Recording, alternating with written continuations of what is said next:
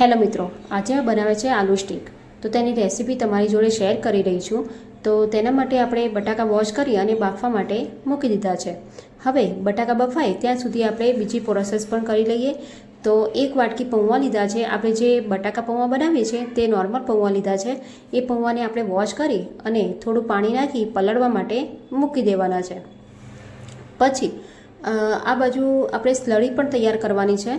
તો સ્લરીમાં મેં થોડું કોર્નફ્લોર લીધું છે. કોર્નફ્લોરની અંદર થોડું પાણી એડ કરતા જઈને લમ્સ ના રહે તે રીતે આપણે એને પતલું ખીરું બનાવવાનું છે. પછી આ જો બટાકા પણ બફાઈ ગયા છે, ઠંડા થઈ ગયા છે. પછી એને આપણે છીણી લેવાના છે અને જે આપણા પૌવા હતા એ પણ પલળી ગયા છે, એ પણ આમાં એડ કરી દેવાના છે. અને એક વાટકી બેસન એડ કર્યું છે. થોડા તીખા લીલા મરચાં પણ એડ કર્યા છે. કોથમીર, થોડો લીંબુનો રસ પણ આમાં એડ કર્યો છે.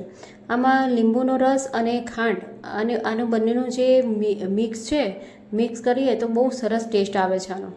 તો એમાં ખાંડ પણ થોડી એડ કરી નાખી છે.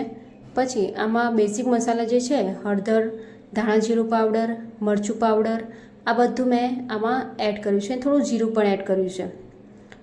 હવે આને આપણે જેમ લોટ બાંધીએ છીએ તેમ આને બધું મિક્સ કરી દેવાનું છે. હવે જુઓ, આ મિક્સ થઈ ગયું છે. હવે આને આપણે શેપ આપવાનો છે.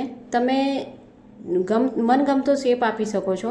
મેં સ્ટીક નામ આપ્યું છે આનું, એટલે મેં આ રીતે સ્ટીકનું શેપ આપી દીધો છે. હવે જો આ રીતે બધા મેં બનાવી દીધા છે સ્ટીક. પછી એને જે સ્લરી બનાવી હતી આપણે કોર્નફ્લોર ને પાણીની, એની અંદર આપણે પલાળી અને પછી જે ઝીણી સેવ હતી, ઝીણી સેવમાં આપણે એડ કરી છે. ઉપર ભભરાવી દીધી છે ઝીણી સેવ. ફરી પાછું આપણે સ્લરીની અંદર એડ કરવાનું છે. પાછું એની ઉપર થોડી સેવ ભભરાવી દેવાની છે. અને પછી આને આપણે એક એક કરીને તળતા જવાનું છે. જે બધા સ્ટીકો બનાવે છે એમાં બધી રીતે આ જ પ્રોસેસ કરવાની છે. તો એકદમ ઉપરનું લેયર જે છે એકદમ ક્રિસ્પી થશે અને અંદરથી એકદમ સોફ્ટ થઈ જાય છે. હવે જુઓ, આપણા સ્ટીક તૈયાર થઈ ગયા છે. હવે એને આપણે સર્વ કરીશું. આને આપણે ચટણી જોડે પણ સર્વ કરી શકીએ છીએ, સોસ જોડે પણ સર્વ કરવી છે.